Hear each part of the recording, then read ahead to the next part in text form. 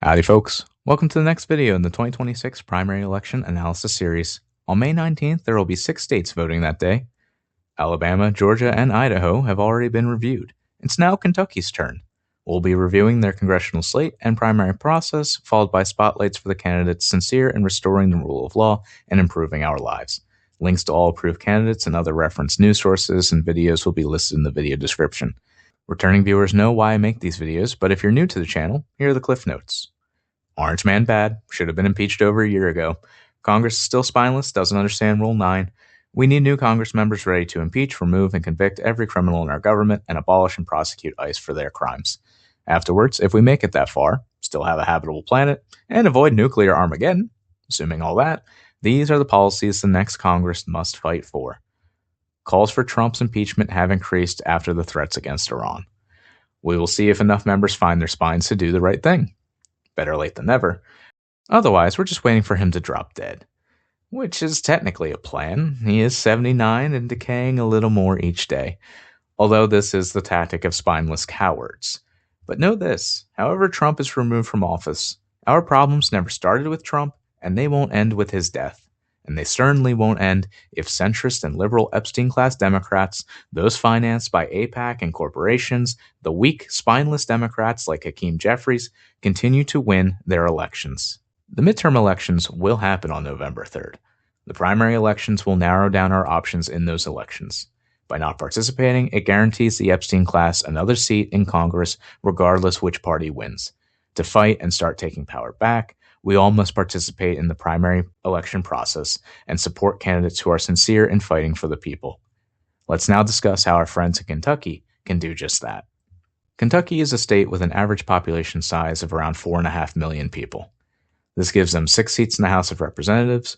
Currently, only one of them is a Democrat, despite their state having a Democratic governor, Andy Beshear.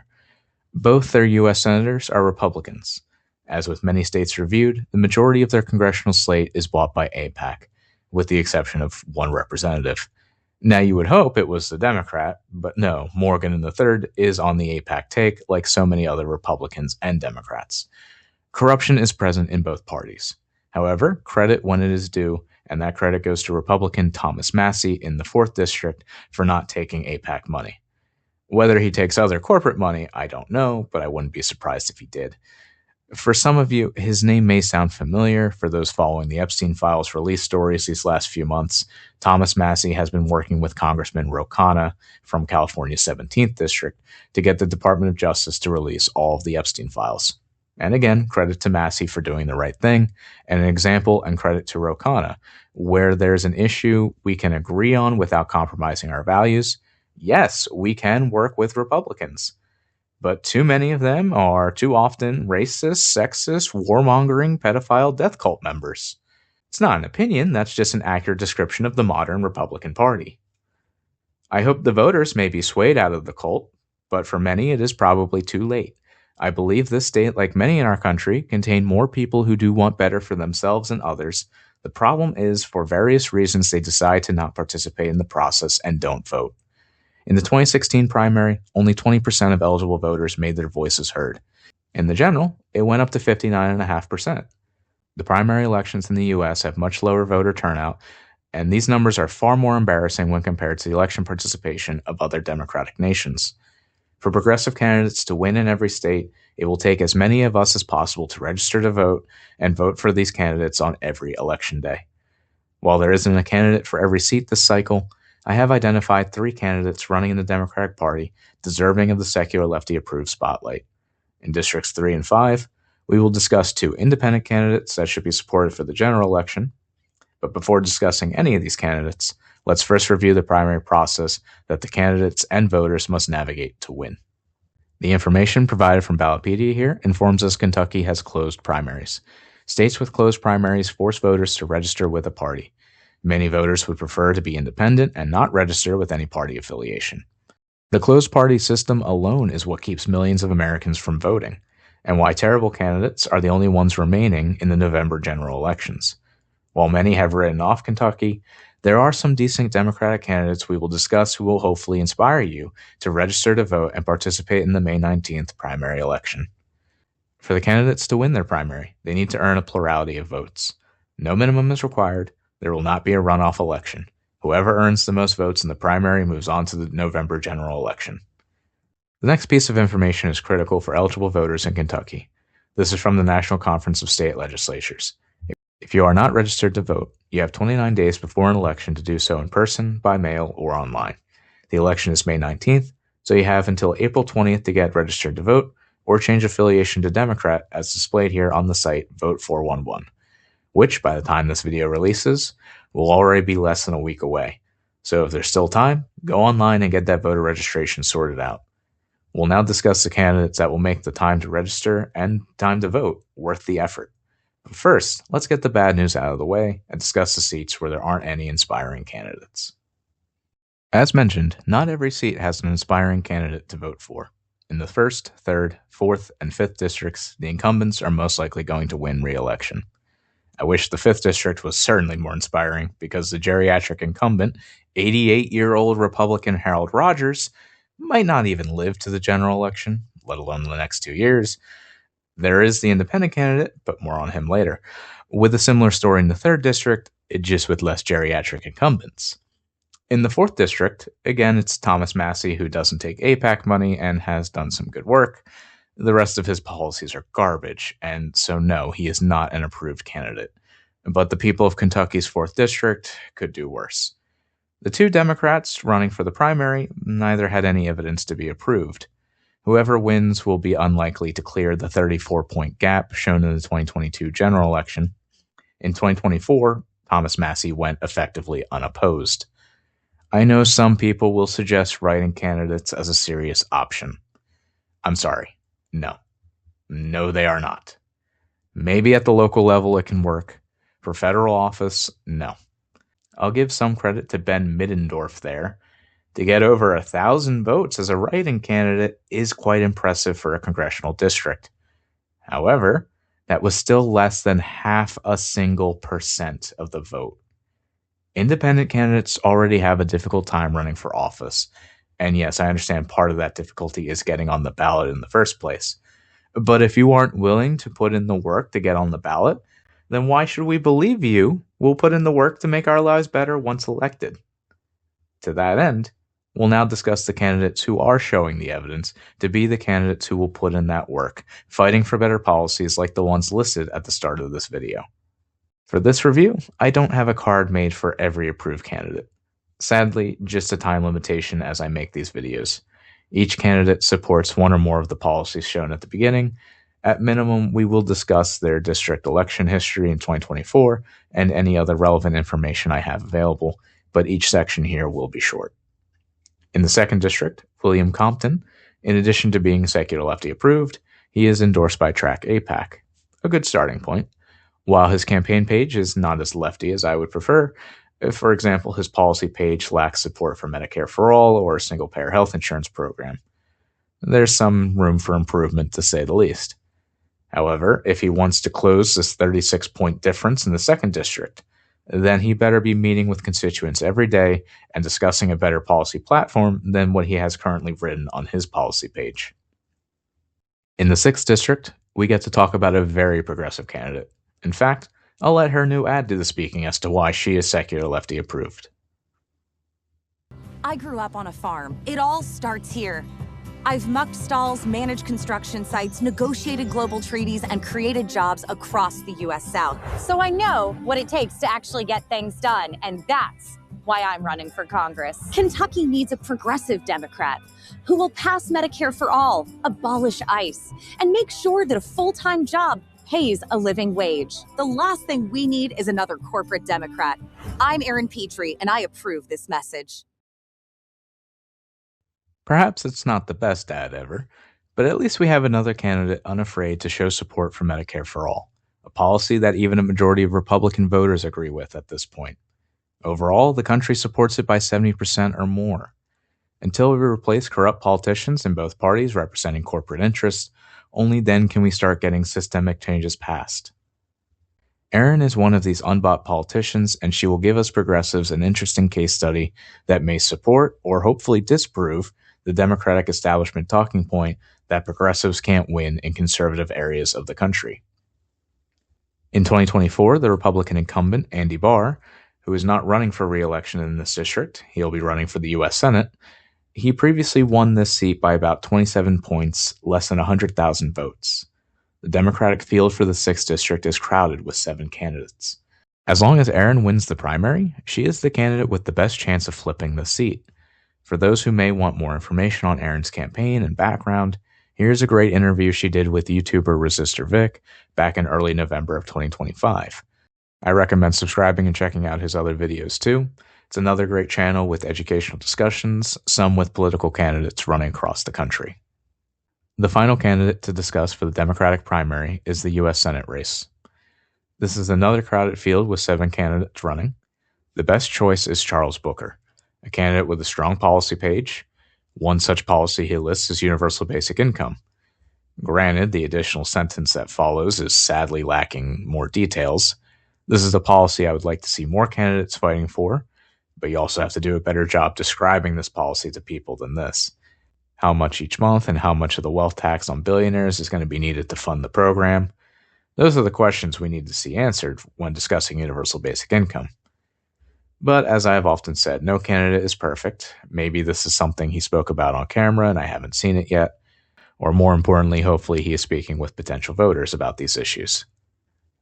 Looking back at the last Senate race in 2022, Charles Booker was the Democratic nominee.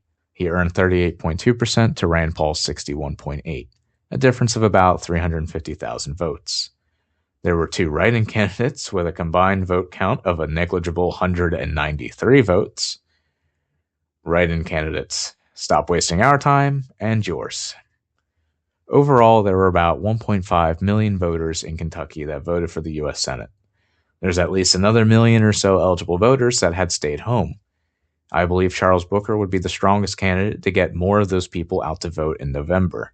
If he wins the primary first, we'll see if a larger voter turnout and the backlash against the Trump regime will result in the outcome of a Charles Booker Senate victory.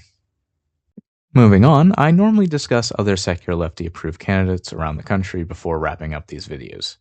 This time, I decided I would focus on additional independent candidates that I had previously covered before.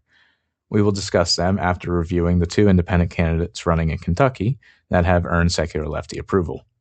Independents benefit of not having to waste time on a primary process, but also have the difficulty of being largely ignored by the media and voters in our broken and corrupt 2-party system. Starting with the 3rd district, this is a district where the incumbent is an AIPAC Democrat. The voters there have a better option.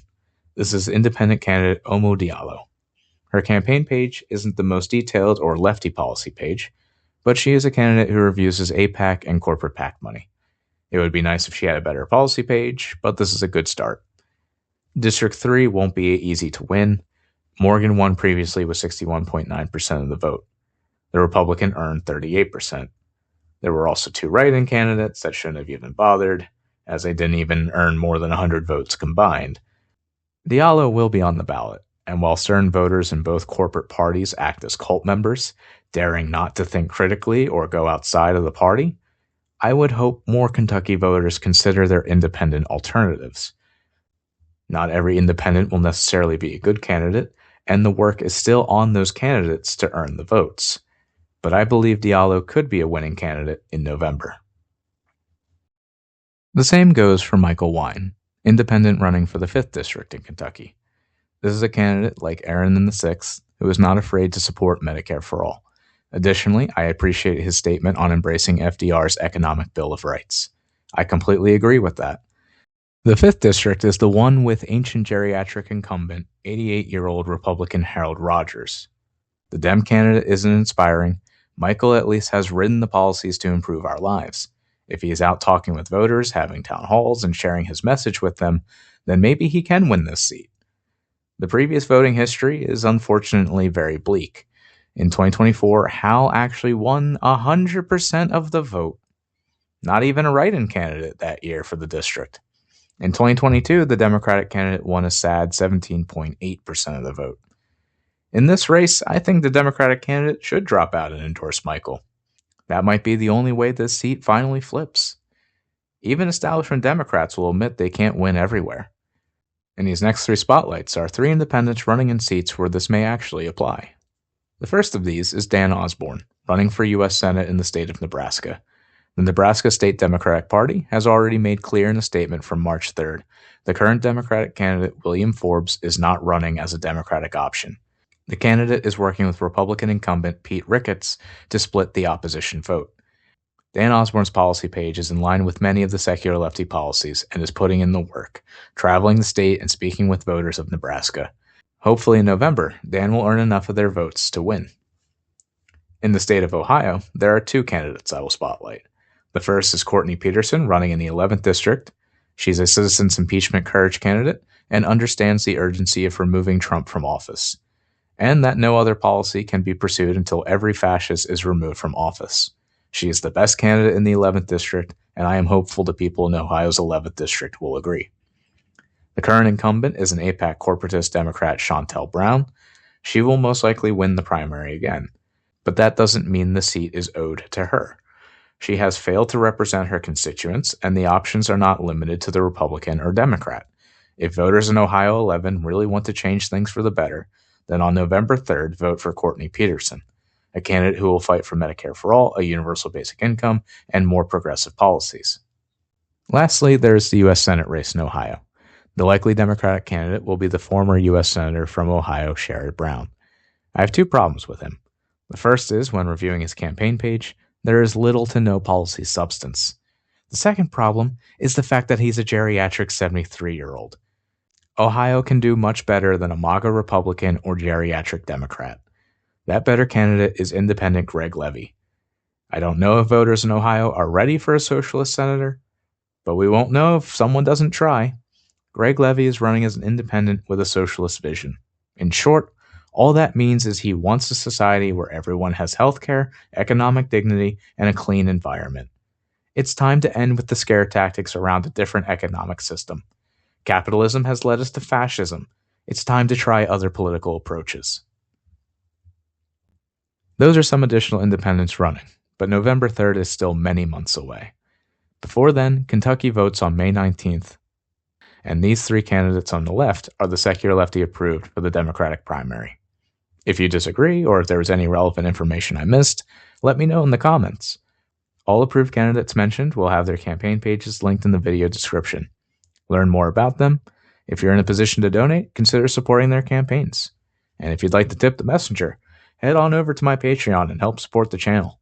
Every dollar is greatly appreciated, and if you help me reach my goal, I can do more videos full-time. With more time, I can do more research and provide better information. Until then, this is the best I can do. The next states to vote are Indiana and Ohio, voting on Tuesday, May 5th, followed by Nebraska and West Virginia the following Tuesday on May 12th. Then, on Saturday, May 16th, Louisiana voters will make their choices. Episodes reviewing their primary candidates are out now. If you know anyone who lives in those states, please share the channel and those videos with them. Kentucky is not the only state voting on May 19th. Alabama, Georgia, and Idaho will also vote and have already been reviewed. Oregon and Pennsylvania will also be voting and are the next videos to be released on the channel. Be sure you're subscribed and ring that bell to be notified of my newest videos. If you found anything I said in today's video useful, please give it a like and share it everywhere. Together, we can make Americans more educated, and hopefully that will result in better election outcomes. Until the next video, please consider checking out my other work on this channel. Any additional watch time and shares will help the channel reach more people and is greatly appreciated. Thank you again for listening. Take care.